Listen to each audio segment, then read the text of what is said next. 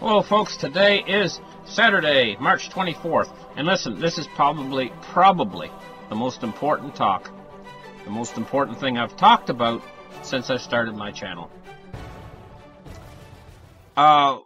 We've been through a lot together with this whole thing, and it's starting to unfold now. It's coming to the point in history, it's coming to the inflection point where the whole thing is actually starting to happen.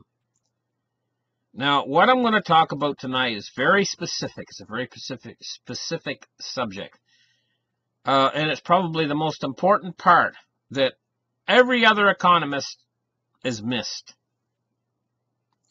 The 2008 economic crisis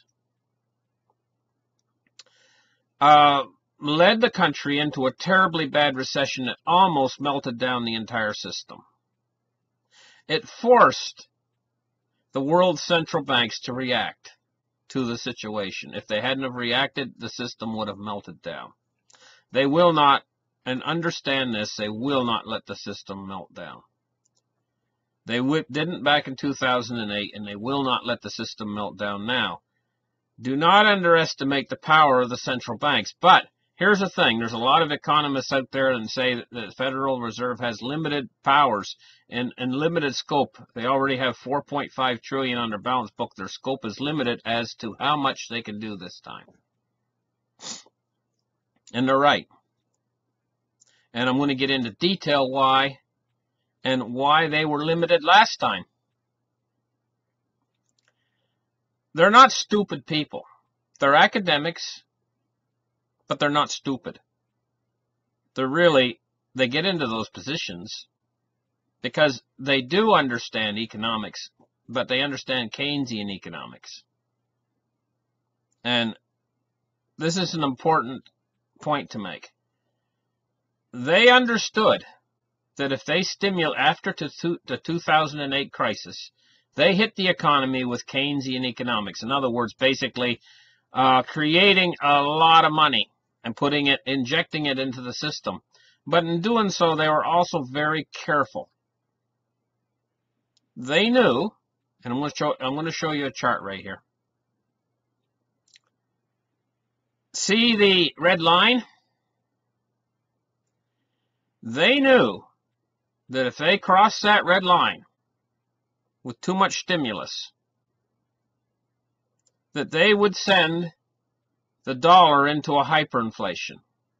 Now, a lot of these people out there saw them pushing it toward that red line with the stimulus. They saw the economy picking up, and they saw everything picking up, and they saw all that money being printed by the quantitative easing, tremendous amounts of money being liquidity injected to the system, and they concluded automatically, they said, hey, you know what, we're going to have a hyperinflation. And they splashed it all over YouTube and all over the internet everywhere and all over the media. We're going to head to a hyperinflation. Imminent. Hyperinflation imminent. And if you were here back then, you remember all this talk about hyperinflation. In 2014, 2015, 2016, it didn't come. That's because these academics at the Fed, they knew not to cross that red line on the chart.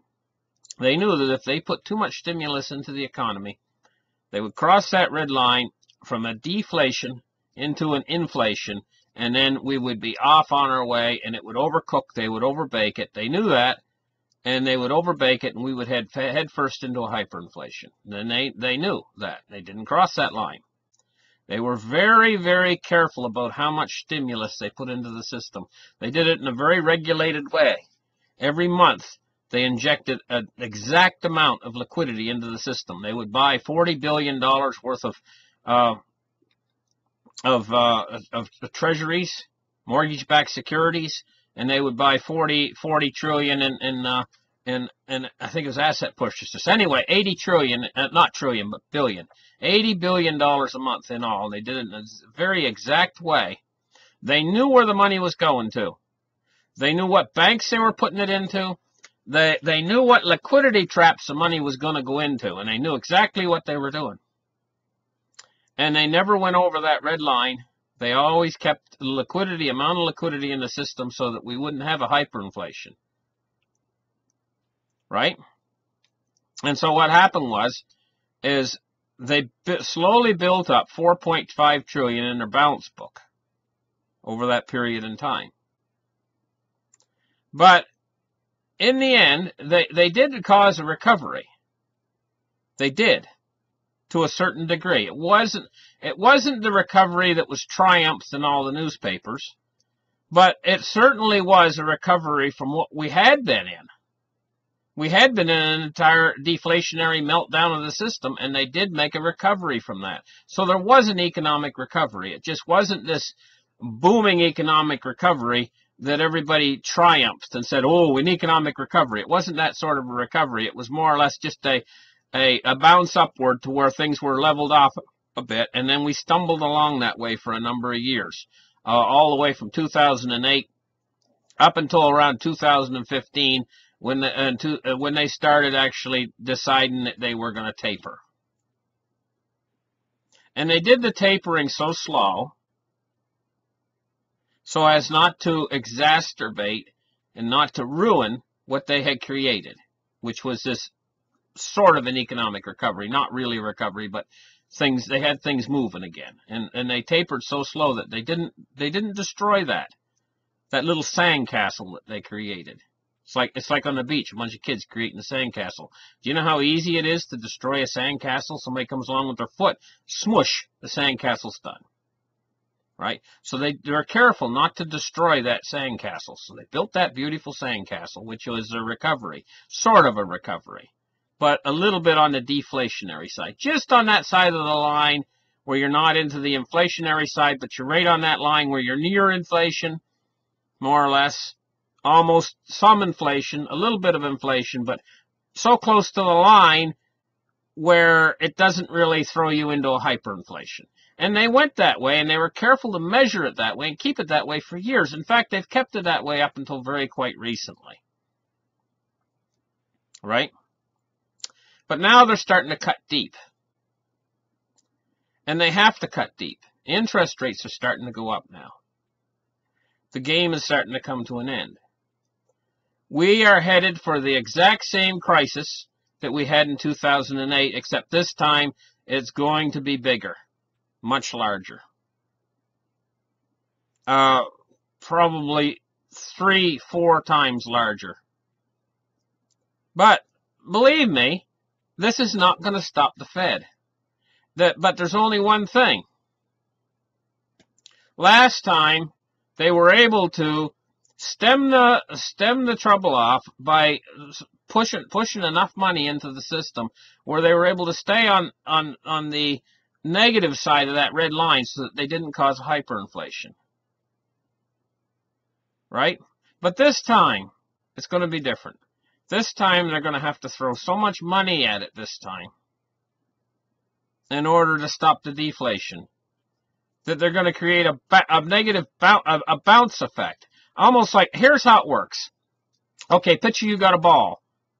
So you go to Kmart, not Kmart, Kmart doesn't exist, Walmart. So you go to Walmart. You ever seen them racks that's got all the balls in them? You go over and you grab one of those balls. If you throw it at the ground, very lightly, if you drop it at the ground, it won't bounce back up high enough where you can grab it again. You ever seen an old lady, they say, bounce the ball, Grandma, and she throws it at the ground, hits the ground, she didn't throw it down hard enough, so it doesn't bounce up high enough for her to re-grab it again. And it rolls away at her knees, and it rolls down rolls down the aisle, you know. But if you throw it at the ground, the harder you throw that thing at the ground, if you're a real strong guy and you grab one of those balls and you were really throwing it at the ground really hard, bang, it hit the ground really hard, it would bounce way up almost to the ceiling of Walmart. Doing, so the harder you throw it down, the higher it bounces on the other end. Now, this was the 2008 crisis. That's the ball being thrust down is the deflation. It pushes everything down. If you look on the charts, now I'm going to display some more charts here. You'll see that 2008 created a down. Down. It pushed everything down. Right? Well, this one's going to do exactly the same thing, except the 2008 was when a guy would have one of those balls at Walmart, and he throws it at the ground hard enough where it just bounces up where he grabs it at his chest level. Doesn't go all the way up to the ceiling, just grabs it right here at chest level. Everything's well and fine. That's what they did. 2008 drove the ball down, and what they did was they used stimulus to drive the ball back up almost as high as it was before. So it was like a bounce, down and then up. Well, this situation that's coming is going to do exactly the same thing. It's going to be another bounce, except this time the ball's going to be driven down hard enough where it's going to go all the way up to the ceiling of Walmart on the other end. That's when the Fed has to respond. They're going to have to hit it with enough stimulus because it's going to be going down so fast and so furiously. Like last time it was going down with less force. This time it's going to go down so fast and so furiously that the amount of stimulus that they're going to have to drive in order to get it to bounce back up is going to send it up much higher. Now here's the thing. This is where we're getting to the economic recovery. Back in 2008, they created an economic recovery. They did. But it wasn't a superb economic. It was so-so. It was like mediocrity at best, the economic recovery that we had in 2008. It was just like, your mama calling you for breakfast, and you're all excited to go have breakfast, and she's serving oatmeal. Right? That's what the economic recovery was like, because the amount of energy going down in the 2008 crisis didn't have the amount of energy to push it up higher than that, and they were able to stop it there. But this time, the amount of energy going down, the amount of energy they're going to have to put back in to get it to come back up, is going to create a real economic recovery, because they're going to have to put in unbelievable amounts of stimulus. And what do you think the effect of all that stimulus into the system is going to do on the other end? But there's a problem with all this. On that bounce, on the other end, when they go up, they're going to cross past the red line. You remember I showed you the red line? Let's put that chart up again with the red line. When they cross over that red line, they're entering into hyperinflation territory. And they're going to have no choice. But this time, the bouncing energy is going to send it up, way up into that line. The amount of stimulus they're going to have to drive into this to get this to respond and go back up again. So the first reaction is when it crosses that red line and all this money hits everybody. Money, it's like manna from heaven. Money is what makes the system work. This is why right now everything is starting to suffer. Everything is starting to suffer right now. Everybody is actually starting to cut back. They're saying, hey, you know what? My paycheck hasn't went up. Price of groceries is going up. Everything's going up in price. I'm not making more money. I got to cut back. I'm way in debt to the credit card companies.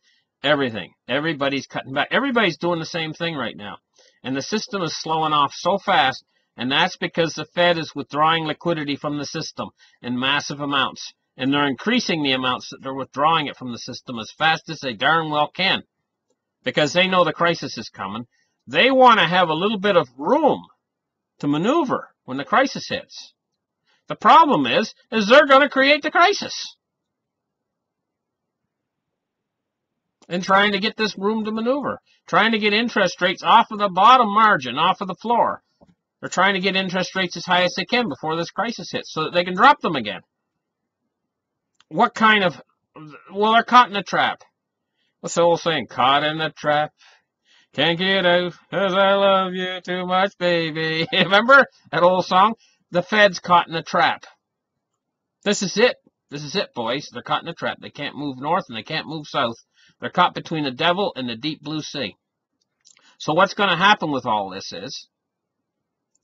is we're heading right head first for it. When this big, enormous collapse hits, it's not going to last very long. They can't let it last very long. The Fed will respond to it. All the central banks will respond to it because it is going to freeze up the credit markets. There's going to be big banks, too big to fail banks, most notably probably Deutsche Bank is going to be one of them, but a number of others. They're all going to go down simultaneously. They're all going to lock up. When they're in lockup mode, the Fed's going to know the sky is falling. Everybody on the earth is going to know the sky is falling. It's going to create tremendous financial fear. It's going to come not long after the market drops below 20,000. Probably, I don't know. It'll probably start when the market gets around 16,000. They'll probably lock everything up. Everything will get locked up. And tremendous fear is going to hit. This is when you're going to find out, when this fear hits, is when you're going to find out that cryptocurrencies are not a safe haven asset.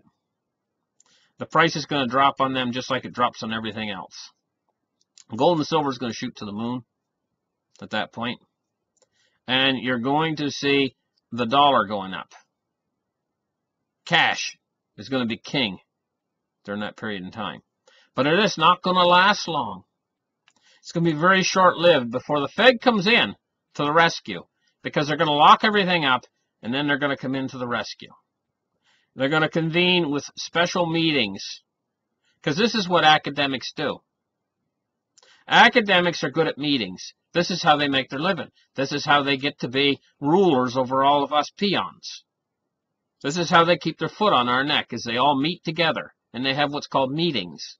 So they're going to have their meetings. They'll convene their meetings. They'll be in there for several days. All the world's media will be standing at attention. They'll be at the door waiting. When any one of these academics come to the meeting, all the cameras will come in, rushing in, and all the flash. What's happening? What's happening? Everybody's wanting to know what's happening. Right now, nobody's paying attention to the financial markets. They're all out there right now watching America's Got Talent. They're all out there right now watching the latest game shows or whatever, or playing their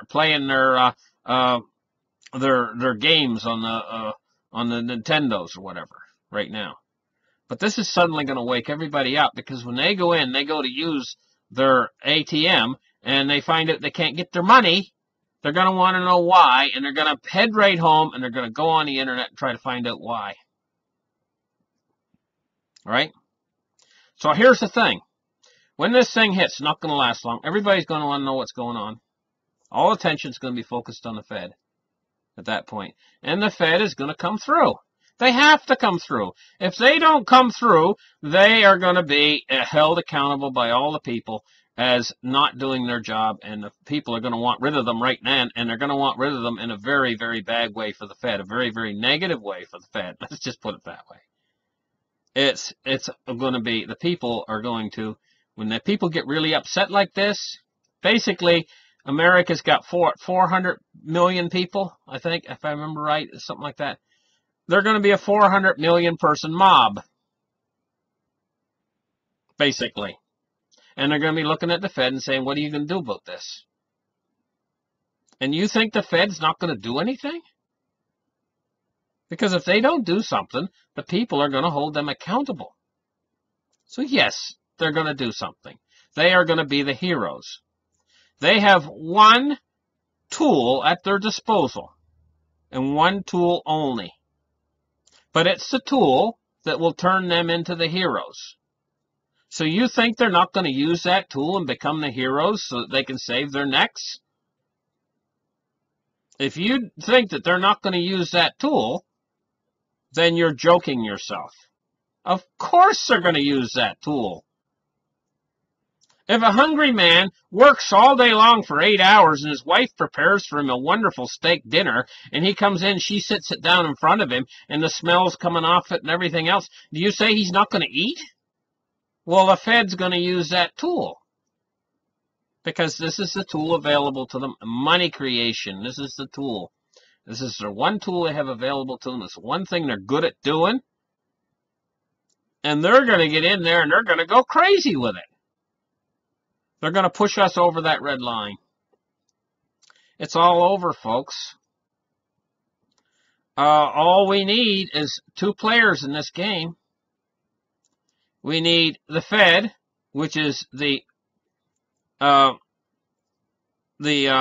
money creator of last resort, and we need the government, which is the borrower of last resort. We only need these two to keep playing this game and just keep revolving this money wheel. But like last time, they knew, they were smart enough to know to hold back enough to keep us from going into a hyperinflation. But by gosh, they came that close to crossing that red line. Look at the chart. Okay? They couldn't push it any further without crossing that red line.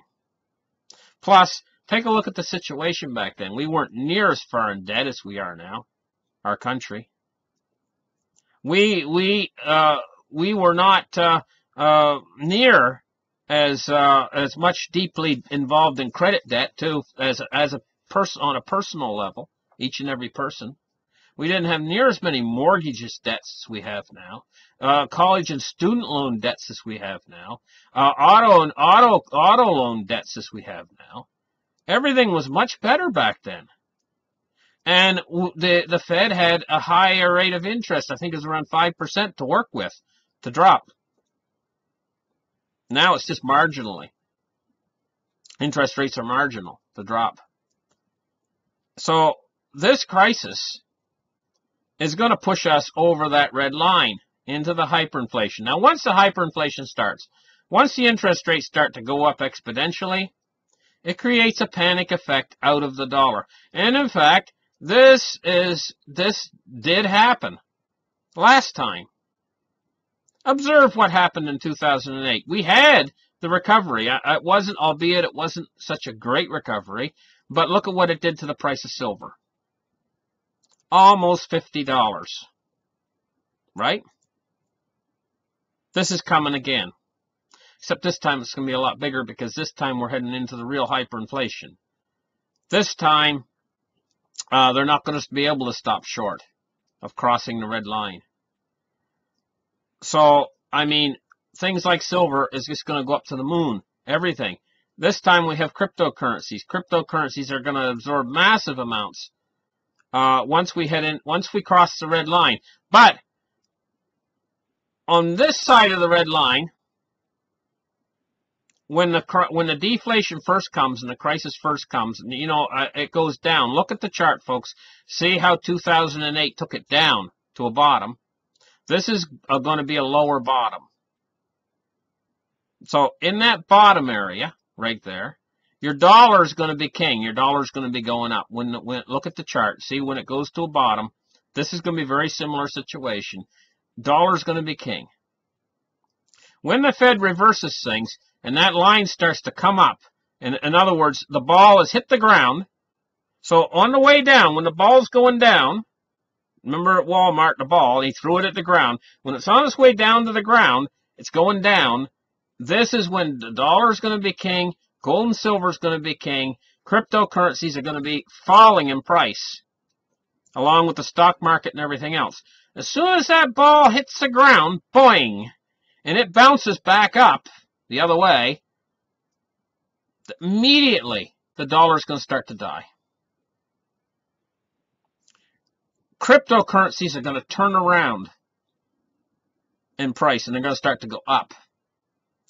But the gold and silver, it is going to go up on the way down. The ball's going down, gold and silver will be going up, and gold and silver will be going up on the ball's going back up again, but even faster. So gold and silver is the only thing out there that is going to benefit from both sides of this, the down and the up. Cryptocurrency is going to benefit when the ball hits the ground and goes back up again. Cryptocurrency is going to be massive at that point. Right? The stock market's going to go back up then at that point. Boing! Stock market's going to go back up.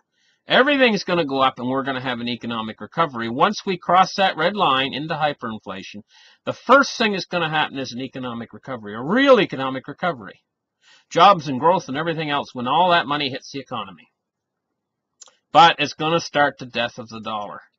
And after a period of a few months, it's after the economic recovery hits. And now the Fed, they're glorifying at that point and taking credit for them saving the world at that point. They're going to be the Fed is going to be taking a trip to Hawaii. They're going to be lounging in their lounge chairs, and they're going to be basking in the glory of having saved the world. And everybody is going to give them credit for saving the world when we're in the economic recovery. For them basically doing their only thing they know how to do. They're going to get credit for that. You think they're not going to take that way out? You're kidding yourself. Of course they're going to do it. So they're going to take credit for it. But then what's going to happen is something nasty this way comes, because after about 2 or 3 months of the economic recovery, people are going to say, oh my goodness, did you see what happened to the price of meat last week? And Martha's going to look across at Jenny and she's going to say, yeah, it was $3 last week for that meat, and now it's $6. Doubled in price in one week. And this is the way prices are going to go up. Suddenly it's going to dawn on us all at the same time that we're in a hyperinflation. And when that dawns on us and it starts to be printed on the thing, hyperinflation beginning and everything, and the fear starts to hit everyone that hyperinflation, everybody's going to run and try to buy everything they can. And confidence is going to be completely lost in the fiat currencies. And it's going to be exactly the thing you see on the Economist cover magazine with the phoenix standing on all the burning currencies of Earth. And it's going to happen, I believe, this year. Toward the end of this year, the hyperinflation. Just before the end of this year. And it's going to match that phoenix, the cover of the Economist magazine, perfectly. With the currencies, if you notice, it says 2018. You notice all the currencies of Earth are underneath the feet of the phoenix. And you notice they are burning. They're not ashes. They are still whole, but they're burning. They're in the process of being destroyed. In other words, the process of losing their value. 2018. The whole thing is set up exactly for that. I think it's too much to be a coincidence. I think that these guys must have ultimate uber control over the system in order to make it happen exactly when they said it's going to happen. And exactly how. You know? So this is very interesting. And that is the story, folks. We're going to have an economic recovery once the ball bounces back up across the hyperinflation line. It's not deflation. It's not bad times that give you a hyperinflation. It's not a depression that gives you a hyperinflation. We had all these people out here saying hyperinflation's coming, and the proof of that is we're now going in and retail stores are closing and blah, blah, blah, and we're in a depression right now, so this means we're going to have a hyperinflation. No, that's not what causes a hyperinflation. What causes a hyperinflation is the economy being stimulated and the economy coming back to life again. This is what causes your hyperinflation. When the economy comes back to life, the velocity of money starts to pick up again, and everything starts to move again. Then prices start to go out of control. This is what causes your hyperinflation. And so by the time that everyone notices it hitting, it's too late. Then the hyperinflationary depression, what's called a crack-up boom, hits. There's no way out. You can't get out of it in time. You get stuck in it and it destroys your bank account. Utterly destroys your bank account. Now, right now, on this side, you got a chance to divest yourself and get into something that's going to go in the opposite direction in the hyperinflation. Now, this is not financial advice. But, you know, I'm going to tell you, I just look at silver right now, and I'm like, it's just screaming at me. I'm your man. Not cryptocurrency, silver. You know, cryptocurrencies right now is in a bear market. Do I think it's going to bounce a little bit? I think that when the trouble and chaos starts to hit, maybe next week and stuff, there might be a little melt up in cryptocurrencies, but it's not going to be a lot, but a little bit. Before the big disaster hits with the stock market crash really hits hard. When it really hits home hard, then cryptocurrencies, they're going to panic, and they're going to panic out of cryptocurrency. They're going to panic into gold and silver. That's what they're going to panic into. And they're going to panic into the dollar. But panicking into the dollar is going to be a wrong move. Because when this thing comes down, and when she bounces like the ball, as soon as it takes that bounce and hits the floor, and the ball bounces back up again, that's when your dollar's going to start dying. And if you're trapped in the dollar, you're going to start to lose out then on the dollar. So there's only one real place to go with this. The best bet is is to stay in gold and silver until the ball hits the floor and bounces. As soon as the ball hits the floor and bounces, use some of your gold and silver to buy cryptos up cheap, on the cheap. Or if you got a bit of cash on hand, use it to buy some crypto up on the cheap. If you do that, you're going to be twice lucky. Of course, this is not financial advice, not intended for financial advice, because if you try all this stuff, there's a chance you could lose everything, okay?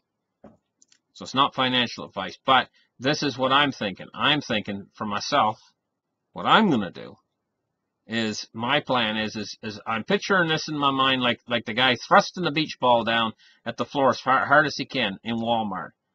And that's what's going to happen right away, is the down move's coming. It's going to be fast and furious. Ain't going to last very long. When that ball hits the floor, it's going to move up with just as much energy it went down with, because the Fed's going to turn everything around.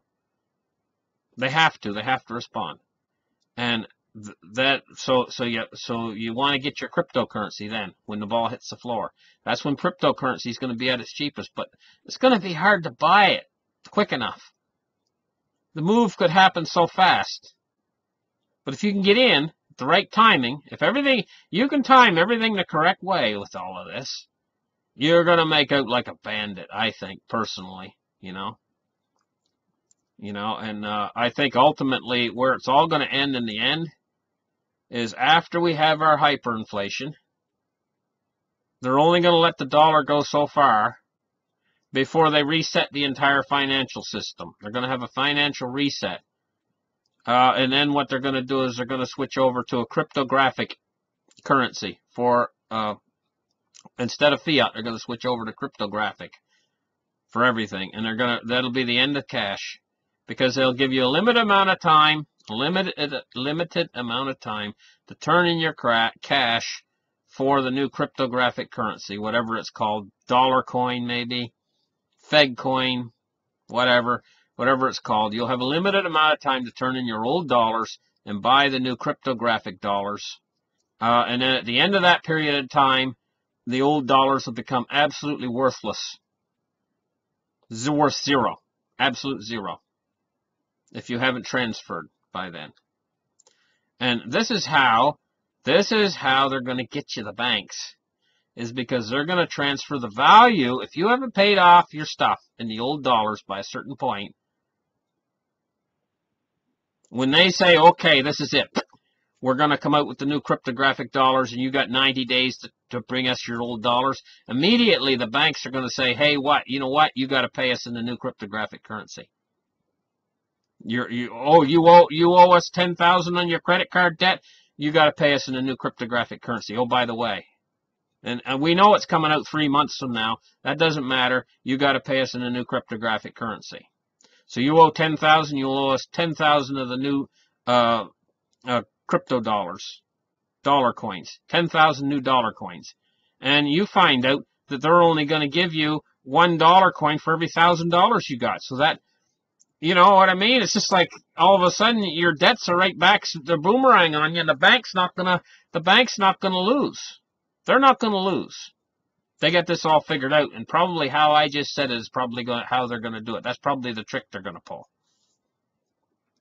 But there is going to be a little period in time there, if you can get the debts paid, when the dollar hasn't been completely destroyed yet, but it's already in the hyperinflation. There's probably going to be a little short period in there where the hyperinflation is getting worse and worse, but the dollar's still worth like maybe 50 cents of what it is now.